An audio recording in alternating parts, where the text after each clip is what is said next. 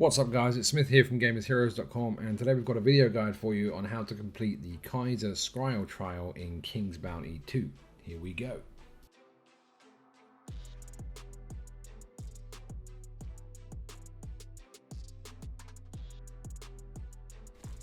If you've been keeping up with the Scryer Trials, this is probably the easiest one so far, other than the one I didn't guide. That one was really simple. This one is quite easy, but it can go wrong pretty quickly too. Your entire weaponry here is based upon your red dragon. Everything else there is just cannon fodder. The idea is you want to lure as many enemies as possible into a straight line so that your red dragon can use his fire breath. You give him the fire sigil, does extra fire damage, so it's a good idea to have that on when you know you're going to use the ability. Now I've set my guys up in a line here because I've tried a lot of other formations, none of them seem to work. The eagles will come in, they will fear whatever they want to hit, the evil eagles, I don't know what they're called either.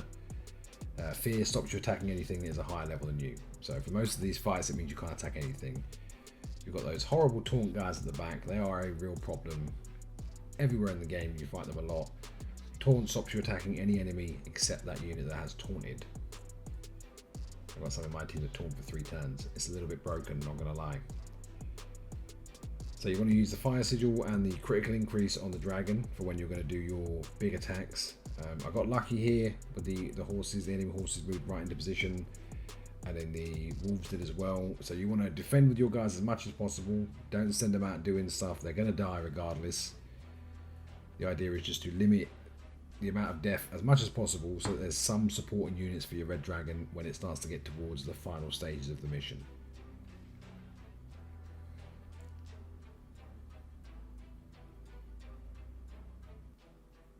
So this is where we're going to come through here. So if you attack here with these guys, you do a decent amount of damage. You want to look at the trade-off. If you're going to take more than a unit out, go for it. If they're going to take one of yours out, maybe hold it off. As you can see, my wolves are already dead. One of my cavalry is down to 1 unit, my eagle's down to 1 unit, so the numbers are already severely against me. And that's the equalizer, the fire breath. It keeps them burning, so they will do damage over time, and it does a ton of damage in itself as it is. I got lucky there with an extra turn, definitely a big help.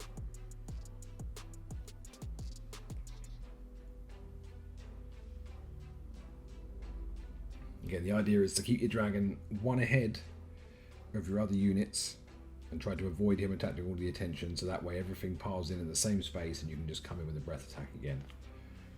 That was probably a bit of a risky attack with the eagle there. I probably should have just played passive on defense to make sure it survived the next turn, because both those other guys are going to come down and they've still got the hollow blades, they've still got their main void strike, which is really damaging. Two attacks from both of those could probably finish off the dragon, to be honest, so you have to be really careful of letting them get in too close.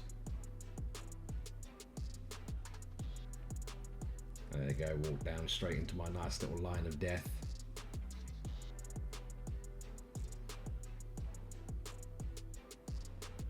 And here comes the other folks, and there you go. See, 634 damage with desecration, and they can't be counter-attacked. So depending on the situation, you do have the fire breath attack, which is attacks 2 hexes in front of him, so you don't have to use the big leap every time. You do only get to use that twice in the whole battle, so you have to use it sparingly. But the opportunity there to, again, that's 33% of damage off of each of those 3 men units by killing that one unit from each unit. And then from there, it's pretty much straightforward, because they're going to have to funnel up to come and get your dragon. So you want to do as much damage as you possibly can. If you can take one out, great. If not, the dragon will do the job. When there's only 2 units left, as long as you pace it right, so you look at the unit speed, make sure they can't reach your dragon, let them pile up a little bit, and then blow fire in their face till they die.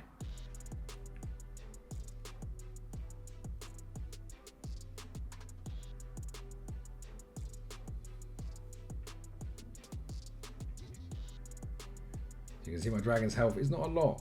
It's not a lot right now. And because of where I'm standing, those guys can get me anywhere near here, and their allies will be able to come up as well. So this is where you have the choice. You either leave and let everyone burn, so they're going to burn for a few turns, or you can try and take the risky fire attack. I opted here to run away because I was trying to play it passive. He's on just over half health, but again, one big hit of the void strike that can get down to a quarter health very quickly. Whereas this way, I can keep bouncing backwards and forwards. They're taking burn damage. I'm taking desecration, but I've got a lot more life than they do. I want to ideally try and wait until I can land and do a double breath attack where they're right next to each other. This is where it's important to analyze your enemies before the fight. So you look at their stats, see what movement they've got, so you know how far they can move together to see when they're going to bunch up as a duo here.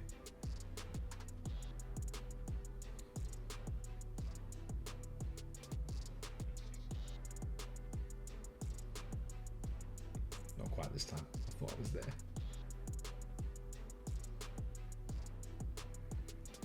Remember, when it's max movement, if a unit can move 3, it means they can move 3 and then attack into the 4th hex. So make sure you are 2 away from their max reserve. If they can move 3, you need to be 5 away. It pretty much doesn't matter where this guy ends up. He's going to be in line for a fire breath.